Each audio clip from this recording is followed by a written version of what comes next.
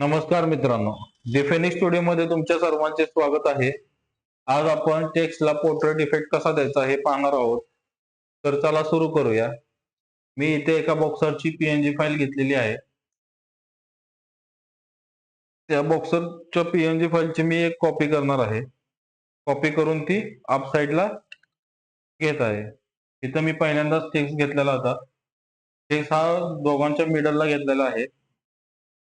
तो अनहाईड केला आणि जी आपली पहिली लेयर आहे अप साईडला ती अल्ट प्रेस करून त्याला क्लिप मास्क करत आहे. त्यानंतर आपली जी बॉक्सरची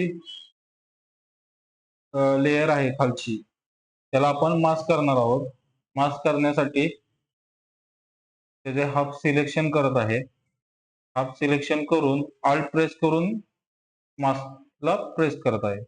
तर असा हा टेक्स्ट आपला त्या ह्याच्यामध्ये मर्ज झाला आहे. पोर्ट्रेट इफेक्ट ला आलेला आहे. ओके. तर अजून तुम्ही याच्यामध्ये करायचे झाले तर तुम्ही याचे सिलेक्शन करून आपल्या पीएनजी फाईलचे सिलेक्शन करून टेक्स्टच्यातून जो आउटसाइडला टेक्स्ट आहे त्याच्या बॉडीच्या ते तुम्ही डिलीट करू शकता जर तुम्हाला हवे असेल तर.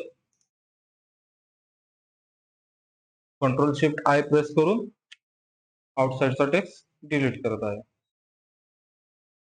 तर हा असा आपला इफेक्ट आला आहे. तुम्हाला इथे स्ट्रोक ऍड करायचा झाला जे तुम्हाला चांगले वाटेल तुमच्या डिझाईन मध्ये ते तुम्ही तसा इफेक्ट देऊन करू शकता. आता मी याला थोडी शॅडो ऍड केलेली होती टेक्स्टला अगोदरच.